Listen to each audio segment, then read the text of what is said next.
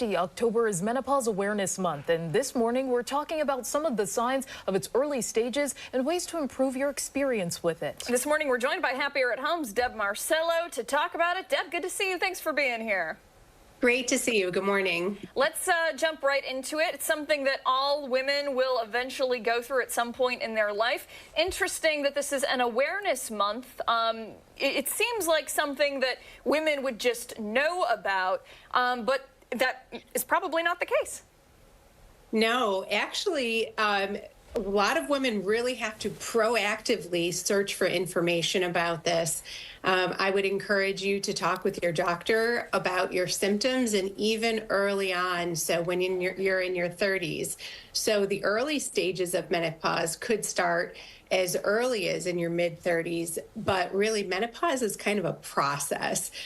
So it really ranges from ages 44 to 58 or so. So as you're aging, this is something you really need to educate yourself about and know what the symptoms are, because sometimes you could feel like you're kind of going crazy with these crazy symptoms. And so as far as early menopause, you may experience symptoms early if you are a smoker, if you've had a hysterectomy, if you have cancer treatments, and even if you have family history of that as well. And speaking of those symptoms, what are some of those different symptoms that women should watch out for as they go through those different stages of menopause? So as your ovaries begin to produce less estrogen, it accelerates these symptoms. So that's why I say it lasts for over a number of years. One of the first symptoms you might find is just having irregularity in your periods, having drastic changes in your mood. And these things are related to the fluctuation in your hormones.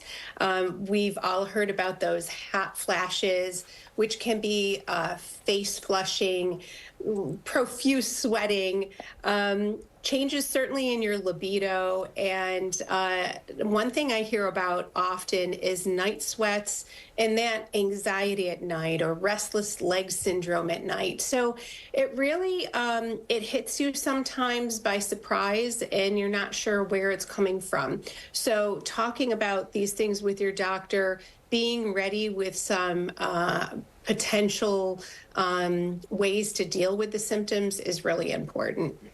So let's talk about some of the ways to maybe ease some of those symptoms, because Deb, let's be honest, they're kind of awful. Just looking at some of them and dealing with them on a day-to-day basis, it's got to be exhausting after a little while. You're not sleeping, the hot flashes, you know, it's got to be very frustrating.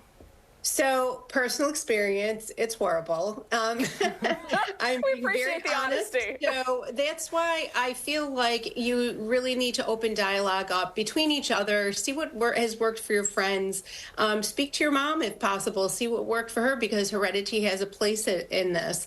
There's a myriad of ways of dealing with the symptoms, and I know we say this all the time, but living an active lifestyle, eating healthy, daily relaxation and meditation, having vitamin D and calcium is really important, because as your estrogen drops, so does your calcium be seeped out of your bones into your urine and dumped out. So really bone health is very important. But then also looking specifically at supplements that are helping your specific menopause symptoms. One of the things that sometimes is controversial is hormone replacement therapy, but you can speak with your doctor, with a naturopath, about bioidentical estrogen, progesterone, even testosterone. Women have a low level of testosterone, and that helps with libido to be able to maybe use some testosterone. But these are personal decisions to make as well. For sure. Thank you so much, Deb. We really appreciate your time. Thank you. Happier at Home. We appreciate it. Deb, good to see you. Time right now is 7:55. Arc Rochester starts right now.